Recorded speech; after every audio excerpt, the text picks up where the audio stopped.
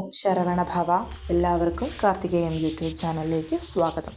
ഇന്ന് ഞാൻ നിങ്ങളുമായിട്ട് പങ്കുവയ്ക്കുന്നത് ഈ മാസം വരുന്ന ഗുപ്ത നവരാത്രിയെക്കുറിച്ചാണ്.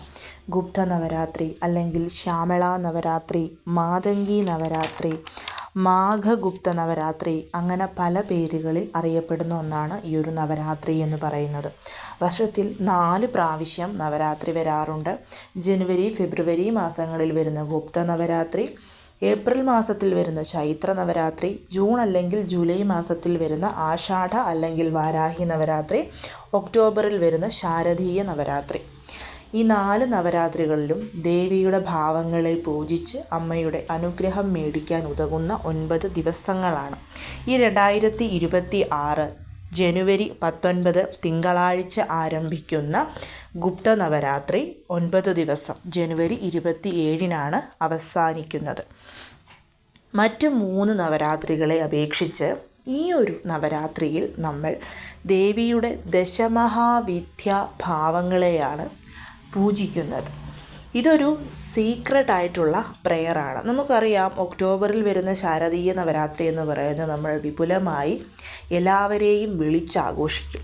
പക്ഷേ ഈ ഒരു ഗുപ്ത നവരാത്രിയുടെ പ്രത്യേകത എന്ന് പറയുന്നത് സൈലൻ്റ് ആയിട്ട് നമ്മൾ ദേവിയെ പൂജിക്കുകയും പ്രാർത്ഥിക്കുകയും ചെയ്യണം എന്നുള്ളതാണ്.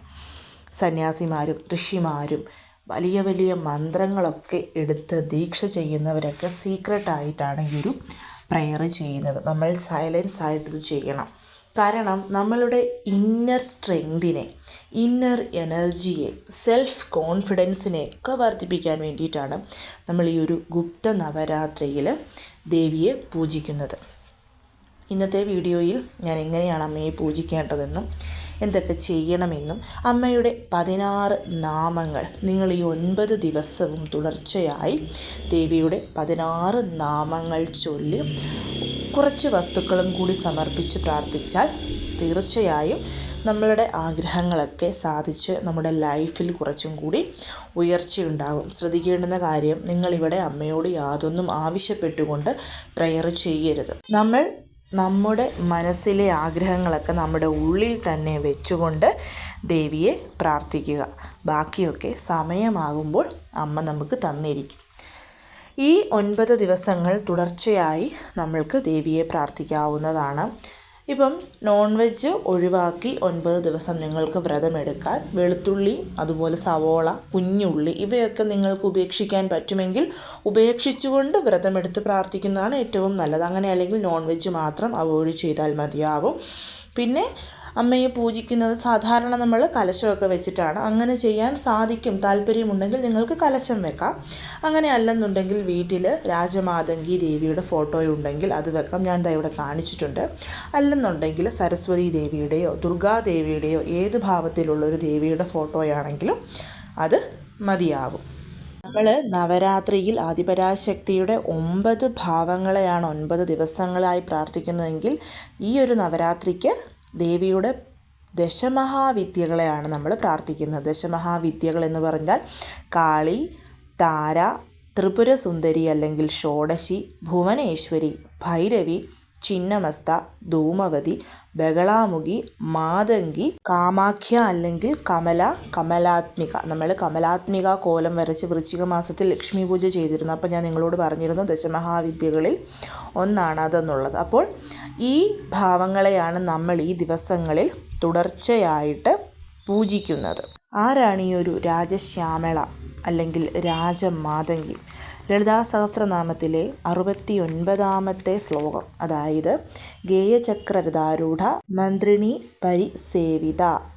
ഇതിലെ മന്ത്രിണി എന്ന് പറയുന്നത് ദേവിയാണ്. അതുപോലെ 75ാമത്തെ വരികളായ മന്ത്രിണ്യംബ വിരചിത വിശങ്ക നവദോഷിത, ഇതിലും മന്ത്രിണി എന്ന് പറയുന്നതും ദേവിയാണ്. അപ്പം അതാണ് രാജശ്യാമള. ദേവി എന്ന് പറയുന്നത് സുപ്രീം ലോഡാണ്. നമ്മുടെ അറിവിൻ്റെ ഒരു എനർജി, അറിവിൻ്റെ ഒരു ഉറവിടമാണ് ദേവി. അതേപോലെ മാനിഫെസ്റ്റേഷൻസിൻ്റെ ഏറ്റവും മുകളിൽ നിൽക്കുന്ന ദേവിയാണ്. രാജമാതംഗിയെ നമ്മൾ ഈ 9 ദിവസവും പ്രാർത്ഥിച്ച് മാനിഫെസ്റ്റ് ചെയ്താൽ ആ കാര്യം നമുക്ക് കംപ്ലീറ്റ് ആയിട്ട് നടന്നു കിട്ടുമെന്നുള്ളതാണ്. ഞാൻ നിങ്ങൾക്ക് വേണമെന്നുണ്ടെങ്കിൽ 9 ദിവസം തുടർച്ചയായിട്ട്, അല്ലെങ്കിൽ 7 ദിവസം, 5 ദിവസം, 3 ദിവസം അങ്ങനെ വ്രതമെടുത്ത് പ്രാർത്ഥിക്കാവുന്നതാണ്. നമ്മുടെ ആഗ്രഹ സാധ്യത്തിന് വേണ്ടിയിട്ടും ജീവിതത്തിൻ്റെ ഉയർച്ചയ്ക്ക് വേണ്ടിയിട്ടും, അതിപ്പം ഇന്ന മേഖല എന്നൊന്നില്ല, ദാമ്പത്യ സൗഖ്യം, മക്കളുടെ ഉയർച്ചകൾ, മക്കൾ നന്നായി വിദ്യാഭ്യാസത്തിന് വേണ്ടിയിട്ട്, കുടുംബപരമായിട്ടുള്ള ഉയർച്ചയ്ക്ക്, നമ്മുടെ തന്നെ ഉയർച്ചയ്ക്ക്. ഇപ്പം നമ്മൾ എന്തെങ്കിലുമൊക്കെ ജോലികളൊക്കെ ചെയ്യുന്നുണ്ട്, അല്ലെങ്കിൽ നമ്മളൊരു ആക്ടറാണ്, അല്ലെങ്കിൽ നമ്മൾ ടീച്ചറാണ്, കലയുമായിട്ട് ബന്ധപ്പെട്ടുള്ള ഏത് മേഖലയിൽ നിൽക്കുന്നവരാണ്, ഡാൻസ് പഠിപ്പിക്കുന്നവരാണ്, വാട്ട് എവർ ഇറ്റ് ഈസ്, എന്തുമായിക്കൊള്ളട്ടെ, നമ്മൾക്ക് സ്വന്തമായിട്ടൊരു ഉയർച്ച ഉണ്ടാവണമെന്നുണ്ടെങ്കിലും ഈ ദിവസങ്ങൾ നമുക്ക് മാനിഫെസ്റ്റ് ചെയ്ത് അത് സാധിച്ചെടുക്കാവുന്നതാണ്. അപ്പോൾ എന്താണ് നിങ്ങൾ ഈ ഒരു ദിവസം, ഇനിയുള്ള തുടർച്ചയായിട്ടുള്ള ദിവസങ്ങളിൽ ചെയ്യുന്നത്? ഇപ്പോൾ ഞാൻ പറഞ്ഞതുപോലെ ഒന്നെങ്കിൽ 9 ദിവസം, അല്ലെങ്കിൽ 7, 5, 3 ആ രീതിയിൽ നിങ്ങൾക്ക് എടുക്കാം. ഏത് രീതിയിലാണെങ്കിലും ഞാൻ ഈ പറയുന്ന ഒരു രീതി നിങ്ങൾ ഫോളോ ചെയ്താൽ മതിയാവും. പിന്നെ മന്ത്രങ്ങൾ ചൊല്ലുന്നത്, ഞാനിവിടെ ദേവിയുടെ, അതായത് രാജശ്യാമളയുടെ 16 നാമങ്ങൾ നിങ്ങൾക്ക് പറഞ്ഞു തരുന്നുണ്ട്. എല്ലാ ദിവസവും ഈ 16 നാമങ്ങൾ നിങ്ങൾ ചൊല്ലിയാൽ മതിയാവും. അങ്ങനെ അല്ലെന്നുണ്ടെങ്കിൽ നമുക്ക് ലളിതാ സഹസ്രനാമം, ശ്യാമളാദണ്ഡകം, ദേവീ മാഹാത്മ്യം, അങ്ങനെയുള്ള എന്ത് മന്ത്രം, സിദ്ധകുഞ്ചികാ സ്തോത്രം, ഇതൊക്കെ നിങ്ങൾക്ക് ജപിക്കാവുന്നതാണ്. അപ്പോൾ എങ്ങനെയാണ് നമുക്ക് ആ ഒരു കാര്യം ചെയ്യുന്നത്? ഞാൻ ആദ്യം തന്നെ പറഞ്ഞു, കലശം പൂജ, ഇതൊക്കെ നിങ്ങളുടെ താല്പര്യമാണ്. ഇപ്പം ഞാൻ സാധാരണഗതിയിൽ ശാരദീയ നവരാത്രിക്ക് മാത്രമാണ് കലശം വെക്കുന്നത്. ബാക്കി എല്ലാ സമയങ്ങളിലും ഞാൻ ദേവിയുടെ ഫോട്ടോ മാത്രം വെച്ചാണ് പൂജിക്കുന്നത്. അപ്പം എവിടെയാണോ നമ്മൾ ദേവിയെ വെച്ച് ആരാധിക്കാൻ ഉദ്ദേശിക്കുന്ന ആ ഭാഗം ക്ലീനാക്കുക. ദുർഗാദേവിയുടെയോ അല്ലെങ്കിൽ സരസ്വതീ ദേവിയുടെയോ രാജശ്യാമളയുടെയോ ഫോട്ടോ വെക്കുക. തൂത്ത് തുടച്ച് അമ്മയ്ക്ക് പൊട്ടൊക്കെ വെച്ച് ഈ ദിവസങ്ങളിലൊക്കെ റെഡ് കളറിലെ ഫ്ലവേഴ്സ് സമർപ്പിക്കുന്നതാണ് ഏറ്റവും നല്ലത്.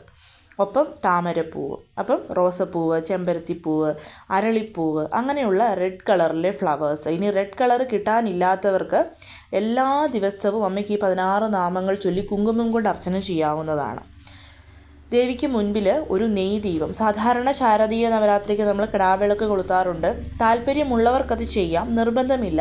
അല്ലാത്തവർ ദേവിക്ക് മുൻപിൽ രാവിലെയും വൈകിട്ടും ഓരോ നെയ് ദീപമാണ് കൊളുത്തി വെക്കേണ്ടത്. നെയ് ദീപം കൊളുത്തി വെച്ചതിന് ശേഷം നമ്മൾ ചെയ്യേണ്ടത്, പർട്ടിക്കുലറായിട്ടുള്ള ഒരു ആഗ്രഹ സാധ്യത്തിന് വേണ്ടിയിട്ടാണ് ഞാനിത് പറയുന്നത്. അപ്പം ഇത് എല്ലാ ദിവസവും വൈകിട്ട് 5:30 ശേഷം ചെയ്യുന്നതാണ്. കാരണം നവരാത്രി എന്ന് പറയുന്നത് 9 രാത്രികളിൽ നമ്മൾ ദേവിയെ പൂജിക്കുക എന്നുള്ളതാണ്. അപ്പം തിങ്കളാഴ്ച മുതൽ തുടർച്ചയായ 9 ദിവസം 27-ാം തീയതി വരെ കണ്ടിന്യൂസ് ആയിട്ട് നിങ്ങളിത് ചെയ്യണം. ചെയ്യേണ്ടത്, ദേവിക്ക് മുൻപിൽ നമ്മൾ നെയ്ദീപം കൊളുത്തി വെച്ചതിന് ശേഷം ഒരു വെറ്റില എടുക്കുക. കീറലുകളോ കുത്തലുകളോ ഒന്നുമില്ലാത്ത ഫ്രഷ് ആയിട്ടുള്ള ഒരു വെറ്റില, അതിൽ 2 ഗ്രാമ്പൂ വെച്ചിട്ട് അത് നമ്മുടെ കയ്യിൽ പിടിച്ച് ദേവിയോട് നമ്മുടെ ആഗ്രഹം പറയുക. ആഗ്രഹം പറഞ്ഞിട്ട് അത് ദേവിക്ക് സമർപ്പിക്കുക. ഇത് തുടർച്ചയായിട്ട് നമ്മൾ ഈ തിങ്കളാഴ്ച മുതൽ, അതായത് ജനുവരി 19 മുതൽ ജനുവരി 27 വരെ ചെയ്യണം. ജനുവരി 19-ാം തീയതി തിങ്കളാഴ്ച നിങ്ങൾ വെറ്റിലയും ഗ്രാമ്പൂവും സമർപ്പിച്ചെങ്കിൽ പിറ്റേ ദിവസം അതെടുത്ത് മാറ്റി വെക്കുക. അത് ഏതെങ്കിലും ഒരു കവറിലിട്ടോ അല്ലെങ്കിൽ ഏതെങ്കിലും ഒരു ടിന്നിലിട്ടോ സൂക്ഷിക്കുക. പിറ്റേ ദിവസം പുതിയ വെറ്റിലയും പുതിയ 2 ഗ്രാമ്പൂവും വേണം സമർപ്പിക്കാൻ. എല്ലാ ദിവസവും നെയ്ദീപം കൊളുത്തിയതിന് ശേഷം ഈ വെറ്റിലയും ഗ്രാമ്പുവും നമ്മൾ കയ്യിൽ പിടിച്ച് ദേവിയോട് നമ്മുടെ ആഗ്രഹം, എല്ലാ ദിവസവും സെയിം ആഗ്രഹമേ പറയാവുള്ളൂ. ഒരൊറ്റ ആഗ്രഹം പറയുന്നതാണ് ഏറ്റവും നല്ലത്. ഇനി നിങ്ങൾക്കൊട്ടും പറ്റില്ല എന്നുണ്ടെങ്കിൽ 2 എണ്ണം പറയാം, പക്ഷെ അതിൽ കൂടുതൽ പറയരുത്. 9 ദിവസവും നമ്മളിത് തുടർച്ചയായിട്ട് ഒരേ സമയം തന്നെ മെയിൻറ്റെയിൻ ചെയ്തു പോകുന്നതാണ് ഏറ്റവും നല്ലത്. അങ്ങനെ സാധിക്കാത്തവർക്ക് സന്ധ്യയ്ക്ക് ശേഷം, അതായത് 5:30 ശേഷം മാത്രമേ നിങ്ങളിത് ചെയ്യാവുള്ളൂ. ഈ 9 ദിവസവും നമ്മളിത് ചെയ്ത് ദേവിക്ക് സമർപ്പിച്ചിട്ട് അമ്മയുടെ ഈ 16 നാമങ്ങൾ കൂടി അവിടെ ഇരുന്ന് ചൊല്ലുക. സാധിക്കുന്നവർ തീർച്ചയായിട്ടും കുങ്കുമം കൊണ്ട് അർച്ചന ചെയ്തുകൊണ്ട് ഈ 16 നാമങ്ങൾ ചൊല്ലാവുന്നതാണ്. അവസാനത്തെ ദിവസം, അതായത് ജനുവരി 27 ആകുമ്പോൾ നമ്മളിത് ചെയ്തു തീർത്തു. ജനുവരി 28-ാം തീയതി ഈ 9 ദിവസത്തെ വെറ്റിലയും ഗ്രാമ്പൂവും നമ്മൾ ഒന്നിച്ചൊരു കിഴിയായിട്ട് കെട്ടി ഏതെങ്കിലും ദേവീ ക്ഷേത്രത്തിൽ കുളമുണ്ടെങ്കിൽ കുളത്തിലോ, അങ്ങനെ അല്ല എന്നുണ്ടെങ്കിൽ ആലിൻ്റെ ചുവട്ടിലോ കൊണ്ടുപോയി വെക്കാവുന്നതാണ്. ഇത് നിങ്ങൾ തുടർച്ചയായിട്ട് ചെയ്താൽ നിങ്ങളുടെ ആഗ്രഹം തീർച്ചയായിട്ടും ദേവി സാധിച്ചു തന്നിരിക്കും. ഇനി അമ്മയുടെ ആ മന്ത്രങ്ങൾ എന്താണെന്ന് നമുക്ക് നോക്കാം. അതിന് മുൻപായിട്ട് ഇത് ചെയ്യുമ്പം ഇടയ്ക്ക് ഞങ്ങൾക്ക് പീരിയഡ്സ് വന്ന് മുടങ്ങിപ്പോകും. അങ്ങനെയൊക്കെയുള്ളവർ ഇത് ചെയ്യാതിരിക്കുന്നതാണ് നല്ലത്. നിങ്ങൾക്ക് പറ്റുന്ന അത്രയും ദിവസം നിങ്ങൾ ഈ പറയുന്ന 16 നാമങ്ങൾ മാത്രം ചൊല്ലിയാൽ മതിയാകും. കാരണം മറ്റൊന്നും കൊണ്ടല്ല, നമ്മളിത് തുടർച്ചയായിട്ട് 9 ദിവസം ചെയ്യണം. എങ്കിൽ മാത്രമേ നമുക്കതിന് ഫലം കിട്ടുകയുള്ളൂ. നിങ്ങളിത് ചെയ്തുകൊണ്ടിരിക്കുന്നതിൻ്റെ ഇടയ്ക്ക് മുടങ്ങിപ്പോയാൽ തീർച്ചയായിട്ടും ആ കാര്യത്തിനൊരു കാലതാമസം ഏർപ്പെടുമെന്ന് തന്നെയാണ് അതിനർത്ഥം. അതുകൊണ്ട് നിങ്ങൾ ചെയ്യേണ്ടത്, നിങ്ങൾക്ക് പീരിയഡ്സൊക്കെ കഴിഞ്ഞു, നിങ്ങൾക്കിനി എങ്ങോട്ടും യാത്രയൊന്നുമില്ല എന്നുണ്ടെങ്കിൽ മാത്രം നിങ്ങളിത് ചെയ്തു തുടങ്ങിയാൽ മതി. ഇനിയിപ്പോൾ അൺഎക്സ്പെക്റ്റഡ് ആയിട്ടൊരു യാത്രയൊക്കെ വന്നാൽ നമുക്ക് ഉറപ്പിക്കാം നമ്മുടെ ആഗ്രഹം നമുക്ക് സാധിച്ചു കിട്ടാൻ ഇനിയും കുറച്ചും കൂടി കാലതാമസം ഉണ്ട് എന്നുള്ളത്. അപ്പോൾ അമ്മയുടെ 16 നാമങ്ങൾ ഇതാണ്. ഓം സംഗീതയോഗിന്യൈ നമഃ, ഓം ശ്യാമായേ നമഃ, ഓം ശ്യാമളായേ നമഃ, ഓം മന്ത്രനായികായേ നമഃ, ഓം മന്ത്രിണ്യൈ നമഃ, ഓം സശിവേശിന്യൈ നമഃ, ഓം പ്രധാനേശ്യൈ നമഃ, ഓം സുഖപ്രിയായേ നമഃ, ഓം വീണാവത്യൈ നമഃ, ഓം വൈണിക്യൈ നമഃ, ഓം മുദ്രിണ്യൈ നമഃ, ഓം പ്രിയകപ്രിയായേ നമഃ, ഓം നീപപ്രിയായേ നമഃ, ഓം കദംബേശ്യൈ നമഃ, ഓം കദംബവനവാസിന്യൈ നമഃ, ഓം സദാമധായേ നമഃ. അപ്പോൾ ഇതാണ് അമ്മയുടെ 16 നാമങ്ങൾ. സാധിക്കുന്നവർക്ക് ഈ 9 ദിവസവും കുങ്കുമം എടുത്ത് ഓരോ മന്ത്രങ്ങളായിട്ട് ചൊല്ലി അമ്മയ്ക്ക് സമർപ്പിക്കാമോ. നിങ്ങൾക്കൊരു വെറ്റിലയിലോ വാഴയിലയിലോ ബ്രാസിൻ്റെ പ്ലേറ്റിലോ ഇട്ടാൽ മതിയാകും. വളരെ കുറേശ്ശെ എടുത്താൽ മതി. 9 ദിവസങ്ങൾക്ക് ശേഷം ഇത് നിങ്ങൾക്ക് എല്ലാ ദിവസവും മാംഗല്യത്തിലും നെറ്റിയിലും തൊടാനെടുക്കാം. അത് നമുക്കൊരു പ്രൊട്ടക്ഷനായിട്ട് നിലനിൽക്കുകയും ചെയ്യും. അപ്പോൾ കഴിയുന്നതും എല്ലാവരും ഈ ദിവസങ്ങളിൽ ഇത് ചൊല്ലാനും ചെയ്യാനും ശ്രമിക്കണം.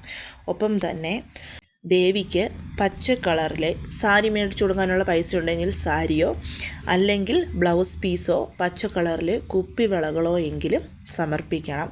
കാരണം മാതങ്കി എന്ന് പറയുന്നത് പച്ചയാണ്. അതുകൊണ്ട് തന്നെയാണ് അമ്മയ്ക്ക് പച്ച കളറ് സമർപ്പിക്കണമെന്ന് പറയുന്നത്. ഈ ഒരു മാതങ്കി നവരാത്രികളിൽ നിങ്ങൾക്ക് തത്തയുടെ ദർശനം ലഭിക്കുന്നതോ തത്ത വീട്ടിലോ പരിസരങ്ങളിലോ വരുന്നതും വളരെ ശ്രേഷ്ഠമാണ്.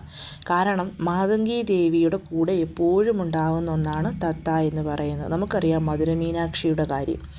അപ്പോൾ ഈ ഒരു ശാരദീയ നവരാത്രിയിൽ വ്രതമെടുത്ത് നിങ്ങൾ പ്രാർത്ഥിക്കുന്നവരാണ്, അമ്മയെ പൂജിക്കുന്നുണ്ട്, അതിനോടൊപ്പം തത്തയെ കൂടി കണ്ടാൽ അതീവ ശുഭപ്രദമായിരിക്കും അത്. അപ്പോൾ എല്ലാവരും മാതങ്കി നവരാത്രി നിങ്ങളെക്കൊണ്ട് പറ്റുന്നത് പോലെ ആഘോഷിക്കാൻ ശ്രമിക്കണം. സാക്ഷാൽ ദേവിയുടെ അനുഗ്രഹം ലഭിച്ച് നമ്മുടെ ദിനങ്ങൾ ഏറ്റവും കൂടുതൽ നല്ല രീതിയിൽ മുന്നോട്ട് പോകാൻ വേണ്ടിയിട്ട് ഇതൊക്കെ നമ്മളെ സഹായിക്കും. എല്ലാവരെയും മുരുകൻ അനുഗ്രഹിക്കട്ടെ. ഓം ശരവണഭവ.